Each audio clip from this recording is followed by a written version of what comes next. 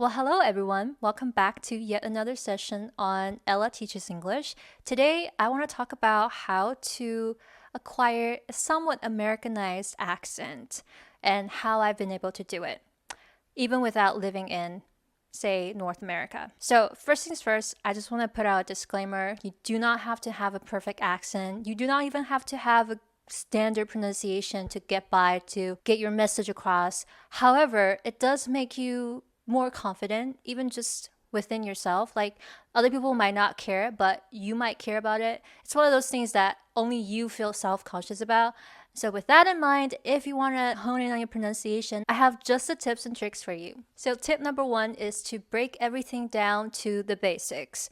Unlike what most people are doing when it comes to practicing pronunciation, what I did in the beginning is to really look at individual vowels, individual consonants, and then see how two words link together instead of just diving head into saying the whole sentences or sometimes whole paragraphs.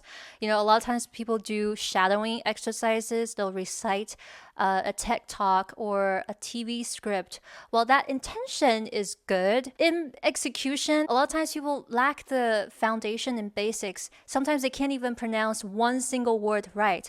Or they don't even know if they pronounced it correctly if they're doing, shadowing exercises on their own. Yeah, I really didn't spend a lot of time reciting speeches, reciting TV scripts, but I really did hone in on 元音、辅音的基础、连读的基础, and then eventually expand it to practicing the whole English song, practicing entire speech. But that was more for confirmation purposes. Like I wanted to see if I feel confident enough to tackle the whole piece rather than using that as a way to improve my pronunciation. Moving on to tip number two, record yourself and get feedback. The downsides of practicing pronunciation on your own or without an environment is that you don't really hear yourself, especially when you're just by yourself. You don't really record yourself, or a lot of times people don't want to listen to their own recording because it's not natural. But to improve your English, to improve your pronunciation,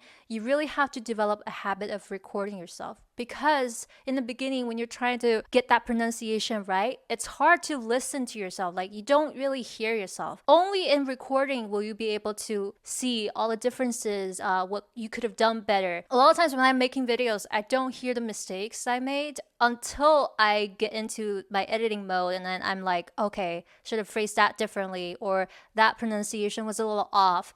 And so the same goes for you. This step is especially essential in the beginning because our ears are not wired to hear ourselves. You need a feedback loop. You need to either have a recording app, or better yet, have someone to hear your recording, make a little critique here and there, and then you can adjust it accordingly. And before we move on to the final tips, I just want to give a quick shout out to my own course. If you've been struggling with your pronunciation for a while, or just spoken English in general, I have just a course for you. This course is specifically designed for complete beginners or anyone that has studied English for a while but somehow can't figure out how to really hone in on their pronunciation, get to the level that they want. It really covers everything from pronunciation, grammar, how to study on your own, the tools and resources you'll need. And if you want to learn the specific pronunciation rules and tips, then I highly suggest that you go check it out right now. You'll be so happy that you did. It's gonna change the way you look at English. And it's not gonna be a torturous process, I promise you. Okay.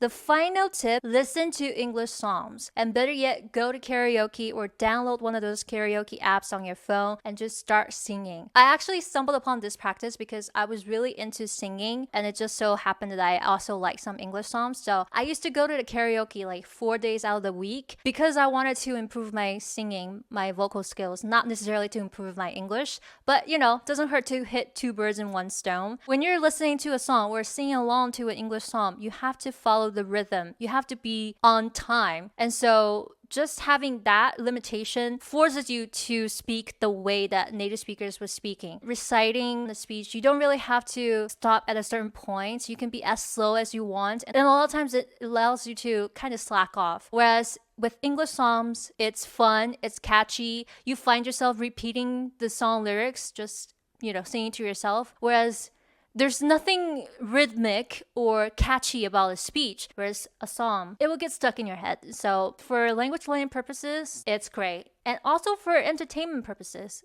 it's great. We have some banger songs out there right now. Taylor Swift enunciates everything in her songs, and she has like really easy lyrics. So go check her out if you haven't. Also, she's amazing. So I think that's about it. I don't know how to do these outros. I've been doing this for years. I still don't know how to do these outros. Buy my course.